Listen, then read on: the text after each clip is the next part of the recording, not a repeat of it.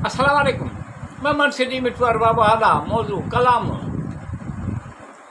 वाकई खूब चयो आहे।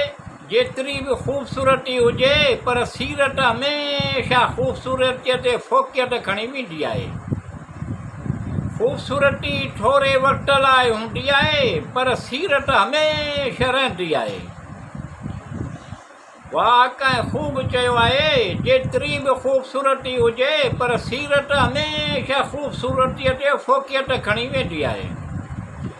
ख़ूबसूरती थोरे वक़्त लाइ हूंदी आहे पर सीरत हमेशह रहंदी आहे। जेका इज़त सीरत पैदा कंदी आहे उहा जेका इज़त सीरत पैदा कंदी आहे उहा ख़ूबसूरती कॾहिं बि पैदा करे न सघंदी आहे। वाकई खूब चयो आहे। जेतिरी बि ख़ूबसूरती हुजे पर सीरत हमेशह ख़ूबसूरतीअ ते फ़ोकियत खणी वेंदी आहे। ख़ूबसूरती थोरे वक़्त लाइ हूंदी आहे पर सीरत हमेशह रहंदी आहे।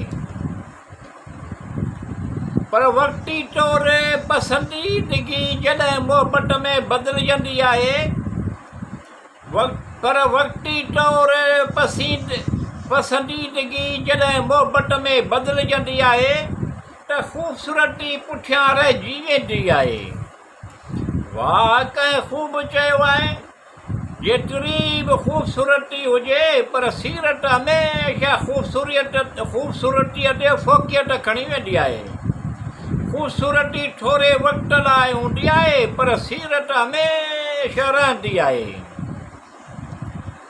अक्सर ॾुखे वक़्त ऐं बुढ़ाइप में ख़ूबसूरत चहिरा कमु कोन ईंदा आहिनि। अक्सर ॾुखे वक़्त ऐं बुढ़ाइप में ख़ूबसूरत चहिरा कमु कोन ईंदा आहिनि। इख़लास ख़ूब सीरत ई कम में ईंदा आहिनि। इहा अहिड़ी ख़सलत उन्हनि में हूंदी आहे। वाकई खूब चयो आहे। जेतिरी बि ख़ूबसूरती हुजे पर सीरत हमेशह ख़ूबसूरतीअ ते फ़ोकियत खणी वेंदी आहे।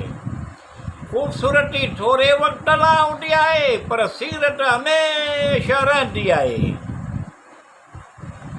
कुझु माण्हू एतिरे क़दुरु ख़ूबसीरत हूंदा आहिनि जो कुझु माण्हू एतिरे क़दुरु ख़ूबसीरत हूंदा आहिनि जो उन्हनि जी गुफ़्तगू उन्हनि जी सादगी ऐं अपनायत इंसानियत इंसान खे पंहिंजो बनाए छॾींदी आहे। वाकई खूब चयो आहे। जेतिरी बि ख़ूबसूरती हुजे पर सीरत हमेशह ख़ूबसूरतीअ ते फ़ोकियत खणी वेंदी आहे। ख़ूबसूरती थोरे वक़्त लाइ हूंदी आहे पर सीरत हमेशह रहंदी आहे। ख़ूबसूरत ऐं ख़ूबसीरत इंतिहाई बासलाहियत बाकिरदार मुंहिंजा मौला असांखे मिला आहे। ख़ूबसूरत ऐं ख़ूबसीरत इंतिहाई बासलाहियत बाकिरदार मुंहिंजा मौला असांखे मिला आहे। अल रहमान अल रहीम या अल्लाह ख़ुदा रब असांजा मुंहिंजी दुआ क़बूल फ़रमाए। मतिलब नेक मक़सद हासिल थियनि सिहत तंदुरुस्ती नेमत हज़ार अता फ़रमाए। आस उमेद पुॼाए एतिरी मुख़लिस मुहबत करण वारा अता फ़रमाए। आमीन। आस उमेद पुॼंदी आहे। वाकई खूब चयो आहे। जेतिरी बि ख़ूबसूरती हुजे पर सीरत हमेशह ख़ूबसूरतीअ ते फ़ोकियत खणी वेंदी आहे। ख़ूबसूरती थोरे वक़्त लाइ हूंदी आहे पर सीरत हमेशह रहंदी आहे।